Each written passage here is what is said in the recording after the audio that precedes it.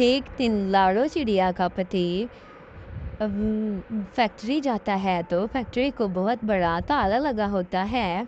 वो वापस घर आके लाड़ो को अपनी परेशानी का सबब बताता है कि हमारी फैक्ट्री में बहुत बड़ा नुकसान हो गया है धमाके की वजह से, जिसकी वजह से उन्होंने फैक्ट्री बंद करने का फ़ैसला कर लिया है। अब मैं क्या करूँगा? मुझे तो मेरी जॉब का बहुत ही मसला है। इतनी मुश्किल से पहले ही बड़ी मुश्किल से नौकरी मिली थी, अब कहाँ से नौकरी लाऊँगा? अरे! पति जी, आप टेंशन नहीं लो, मिल जाएगी कहीं न कहीं से नौकरी। अगर ऊपर वाले ने हमारी किस्मत में नौकरी लिखी होगी, तो हमें दोबारा से मिल जाएगी। किसी बात की भी फ़िक्र करने की ज़रूरत नहीं है। अरे! फ़िक्र कैसे ना करूँ? मेरी इतनी प्यारी और छोटी नन्ही-सी बेटी है। मैं अपनी शहज़ादी के लिए नए कपड़े, बुक, किताबें और नए स्कूल में इसका एडमिशन करवाना था, जिसकी वजह से मैं पैसे इकट्ठे कर रहा था। अब मुझे समझ नहीं आ रही कि क्या करूँगा हम? इस वजह से लाड़ो चिड़िया गौरी के यहाँ आती है, कहती है कि तुमने मुझे अरे गौरी बहन, तुमने मुझे कुछ दिन पहले एक काम वाली को ढूँढने के लिए कहा था, तो मैं अब आपके पास आई हूँ। आपने जो काम वाली से करवाने हैं, वो मुझसे करवा लेना। मेरे पति की जॉब छूट गई है, जिस वजह से हम पैसों की बहुत तंगी हो गई है और मैंने अपनी बेटी का स्कूल में एडमिशन भी करवाना है और बहुत हालात ख़राब हो गए हैं। ठीक है, किस बात का रोना रो रही हो? इतना बताने की ज़रूरत नहीं है। ठीक है, मैं तुम्हें ही काम पे रख लूँगी। तुम्हें अच्छे से काम तो करने आते हैं ना? मेरे सारे काम अच्छे से करोगी ना?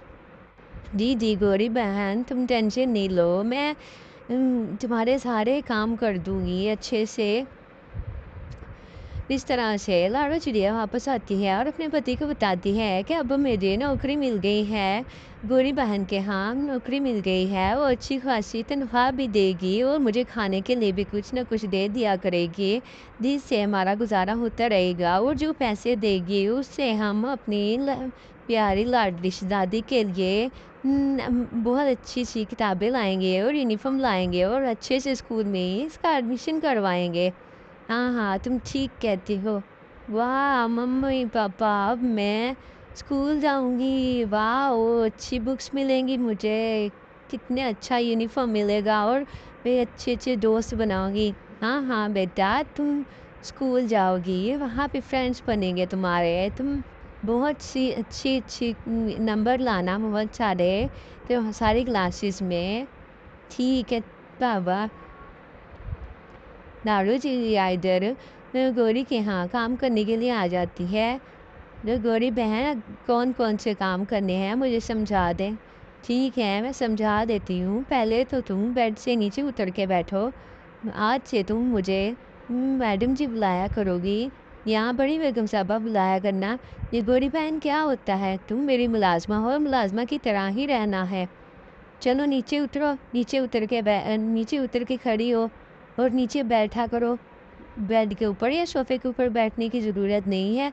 तुम काम करती हो, तुम गंदी-मंदी होती हो, ऐसे ही आके तुम बेड या सोफ़े के ऊपर बैठ जाती हो। बंदे को इतना तो शर्म आनी चाहिए कि अगले बंदे का बेड ख़राब हो रहा है। चलो उतरो जल्दी से नीचे और उतर के नीचे खड़ी हो जाओ। माफ़ करना बेगम साहबा, कौन-कौन से काम करने हैं आप मुझे समझा दें ताकि मैं अपने काम अच्छे से कर सकूँ। ठीक है, करके सारा झाड़ू पोछा तुमने करना है, खाना तुमने बनाना है, 3 वक़्त का खाना बना के फिर तुम शाम को अपने घर जाया करना। ये बहन, फिर मैं अपने घर का खाना कैसे बनाऊँगी? ये मेरा मसला नहीं है, तुम जैसे भी बनाओ, अपने घर से खाना बना के आ जाया करो जल्दी, फिर मेरे घर आ जाया करो। मेरे घर में कौन-कौन है? ये सोचकर वो अपने घर आती है, तो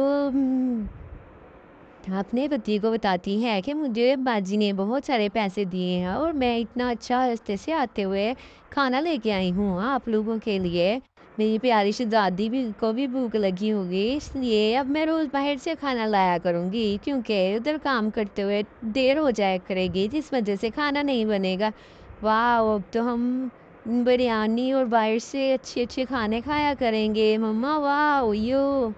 ठीक है बेटा, जल्दी से खाना खा लो। उसके बाद अपने सोना भी है, फिर सुबह हमने आपका स्कूल में एडमिशन करवाने के लिए भी जाना है। वाह भई वाह! आज से तो मेरी बेटी कल से स्कूल जाएगी। जी, जी बाबा मैं बहुत खुश हूँ।